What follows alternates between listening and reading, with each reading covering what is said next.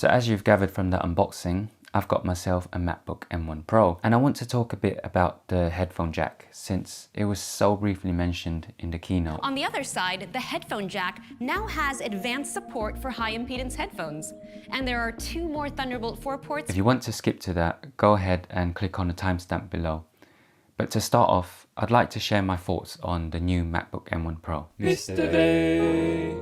The M1 Pro and M1 Max are expensive laptops. So they're not for everyone, and the general advice is that the average consumer doesn't need something so powerful. I personally use it for everyday stuff and editing YouTube videos for this channel. And truth be told, the 2020 M1 MacBook Air would have probably been enough for me.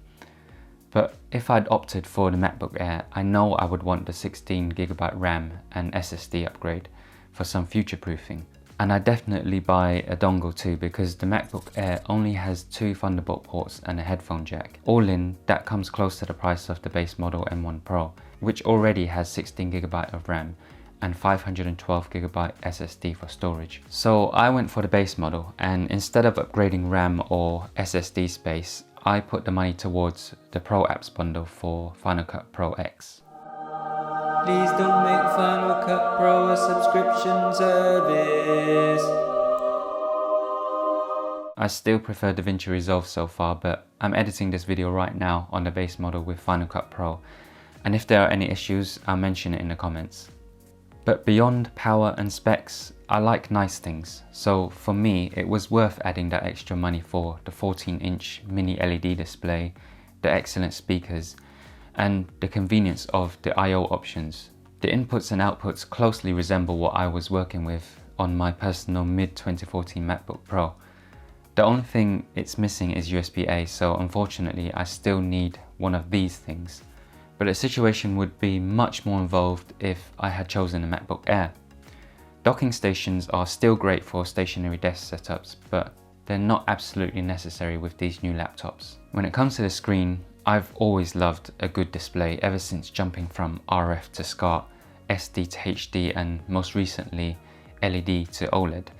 And seeing the difference in quality, it's been difficult to take a step back. If, like myself, you notice these jumps in quality, then getting this display and at this price point is superb value. I believe that if you're a person who spends a lot of time in front of the screen, then that experience should be as pleasant as possible.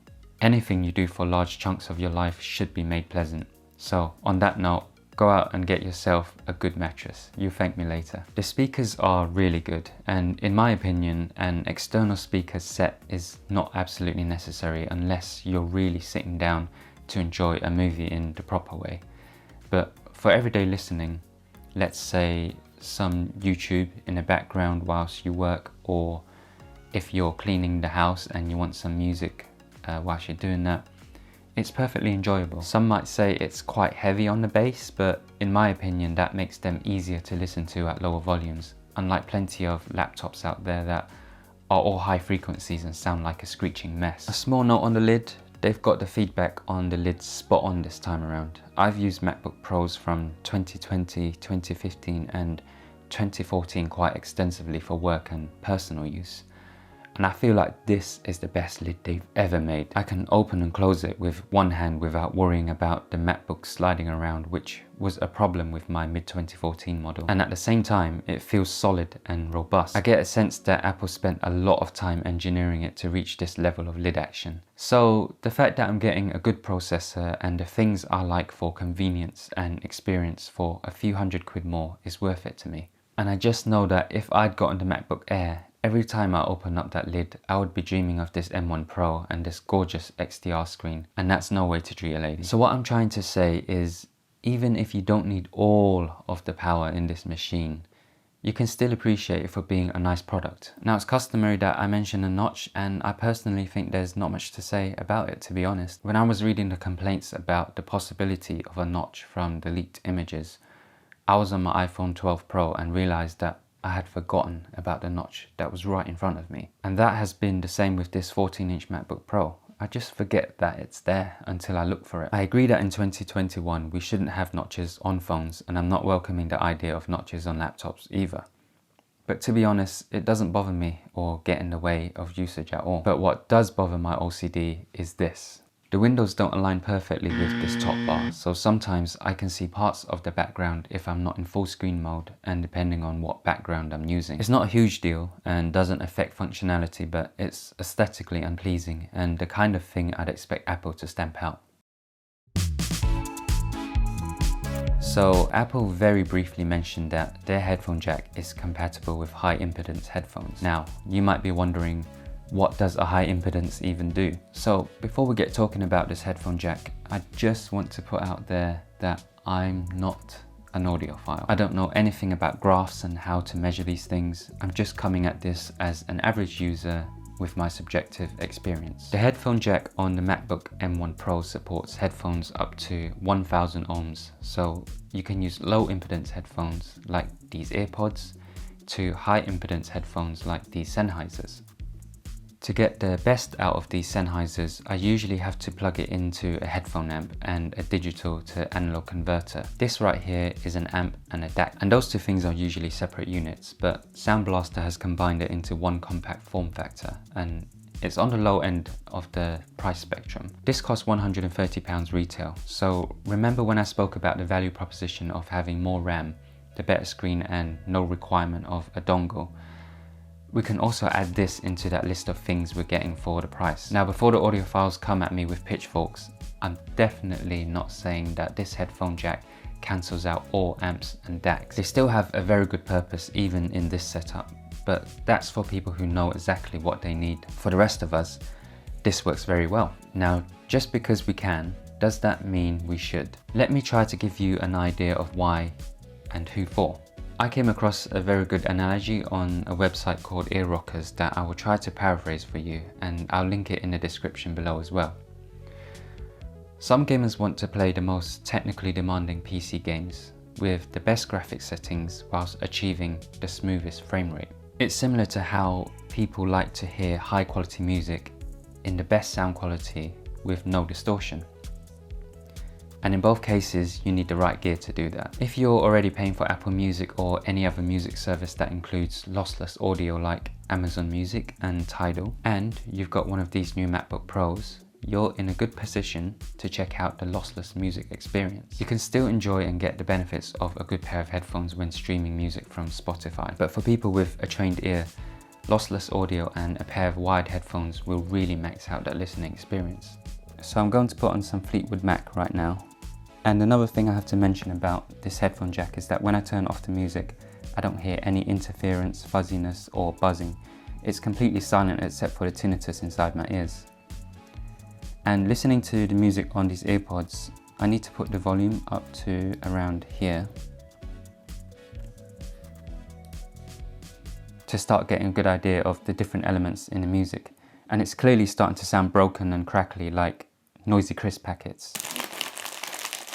I'm getting that kind of quality in my music, and some of the instruments feel like they merge and squeeze out from the same place. But with these headphones, the experience is a night and day difference. I don't have to go too loud to achieve clarity, about 40%. And each sound here feels separate and comes from its own direction. I can pick out every voice and instrument and follow it from when it emerges to when it gradually fades away. The best way I can describe it, it feels close to being there in person. I can actually imagine it, whereas the AirPods feel like a tinny electronic mess. It's obviously unfair to compare these two headphones, but the difference is easier to get across when they're on two ends of the spectrum. I wanted to try articulate that experience if you've never used a good set of headphones before. And there are many good headphones between these £19 AirPods and these £300 Sennheisers to suit your budget. I'm not saying that if you want to experience your music with excellent quality, you need to buy this. No, you can just go and buy dedicated media players, DACs and amps. But if you're looking for a laptop that allows you to do taxing work, that runs really well, and also you want to listen to music in a high quality standard, then this also does that.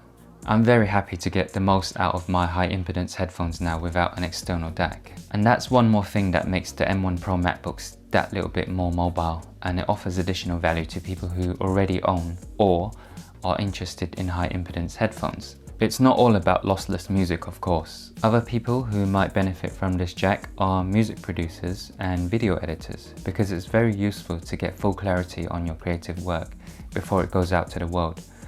Or again, maybe you just like nice, comfortable experiences like myself.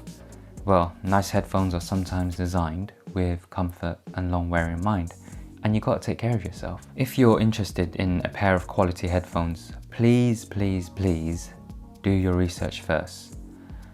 I'm using the Sennheiser HD650 and I love these for their build quality, the sound accuracy, and they don't fatigue my ears over several hours of use.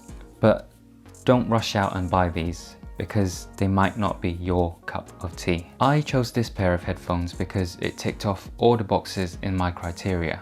So when choosing your own pair of headphones, make sure you first decide what is important for your personal use and do your research based on your needs. And that's pretty much the why and the who of the high impedance headphone jack.